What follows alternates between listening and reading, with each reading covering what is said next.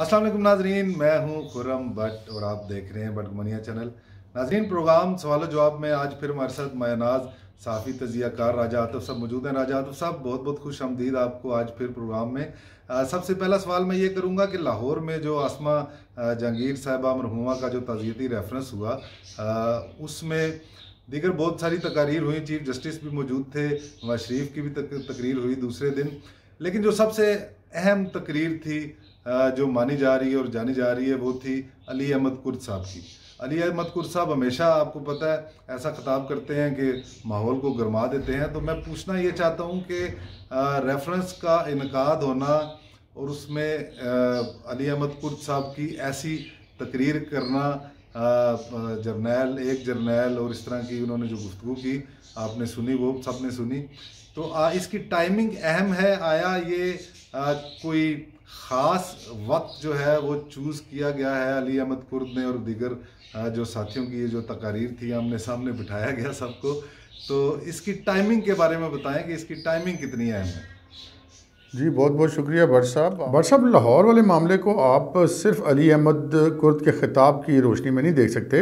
Ali Ahmad Kurd तो एक शोला बयान मुकर्रर है, वहाँ पे मौजूद थे, और जहाँ पे कुर्द साहब हों तो फिर वो बाकी उनके सामने किसी का चिराग जलता नहीं, ये एक इत्तेफाक है।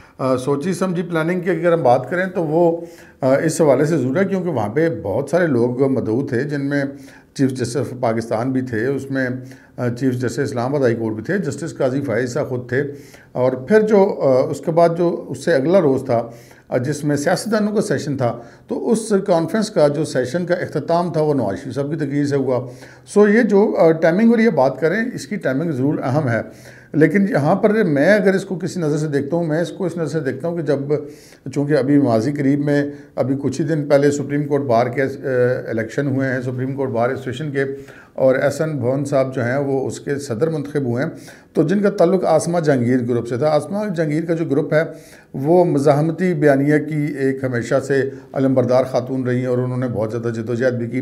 तो ये एक मैसेज दिया जाना मतलूब था मुल्क के तमाम हलकों की तरफ से कि जी आसमा जहांगीर साहबा के जो ग्रुप का बंदा है वो अब सुप्रीम कोर्ट बार एसोसिएशन का सदर है। तो फिर उसके बाद से ये एक्टिविटी है, ये एक्टिविटी बिला वजह नहीं है। इस एक्टिविटी के बहुत दूररस नताइज सामने आएंगे। अली अहमद कुर्द साहब की तकरीर ने यकीनन उस एक्टिविटी में बहुत ज़्यादा जान डाली, लेकिन हम उसी सेमिनार के अंदर, उसी रेफरेंस के अंदर चीफ जस्टिस ऑफ पाकिस्तान की तकरीर को भी नज़रअंदाज नहीं कर सकते।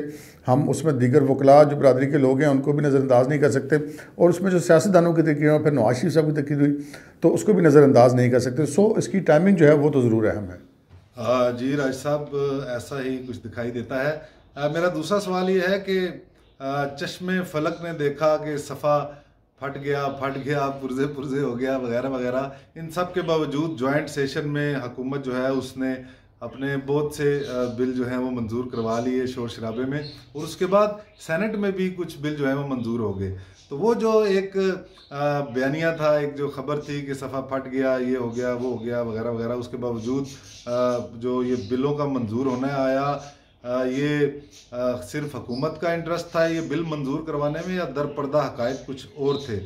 और ये बताएं कि ये जो खबरें थी कि बस हुकूमत गई, अदम एतमाद होगा, ये होगा, वो होगा, फिल वक्त तो ऐसा कुछ भी ना हुआ और जॉइंट सेशन भी कामयाब हो गया। तो आइंदा अब आप बताएं, आपका क्या तज्जिया है? इमरान खान साहब जो हैं वो बतौर वज़ीर-ए-आज़म 5 साल पूरे कर पाएंगे, और हुकूमत आया 5 साल पूरे करेगी? इन हाउस तब्दीली होगी, नहीं होगी? साहब, आपने बात की तब्दीली के तब्दील हो जाने की, तो तब्दीली को तो जनाब लाया गया था, एक 10 साला प्लान था, जिसको कहते थे कि 10 साला इमरान खान मंसूबा था। और अभी तक, अब से हम कह सकते हैं कि आज से तकरीबन 5-6 महीने पहले तक भी यही बातें की जा रही थी कि जनाब अगले 5 साल भी इमरान खान साहब के हैं। लेकिन बहरहाल बीच में ये एक पेज जो फटने वाली बात है, ये कोई इतनी गलत भी नहीं है।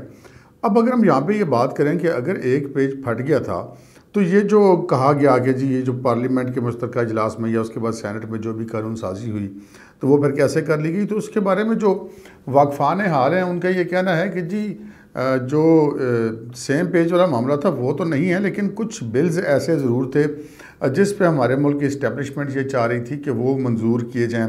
सो उन्होंने ये उन बिलों की मंजूरी के लिए इस तरह का कोई काम किया है।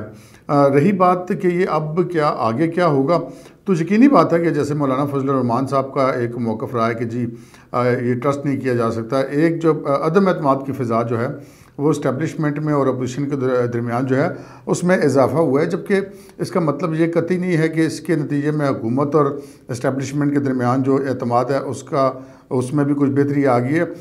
वो जब एतमाद एक ऐसे शीशे का नाम है कि जब उसमें दरारें पड़ जाएँ, उसमें लकीरें आ जाती हैं, तो उसको फिर वो ख़त्म नहीं किया जा सकता। वो लकीरें बढ़ तो सकती हैं, वो कम नहीं हो सकती। रही इमरान खान साहब की बात कि वो 5 साल पूरे करेंगे या नहीं करेंगे, तो उसमें हम आप देखें अगर माजी का रिकॉर्ड उठा के, तो आज तक तो कोई ऐसा वज़ीर-ए-आज़म है नहीं जिसने जो हालिया हमारी सियासी तारीख़ है उसमें जिसने 5 साल पूरे किए हैं। और स्पेशली 85 के बाद मोहम्मद खान जुनेजो जैसे मरंज शख्सियत, उनको 5 साल खुद ही लाए थे लेकिन पूरे नहीं करने दिए गए।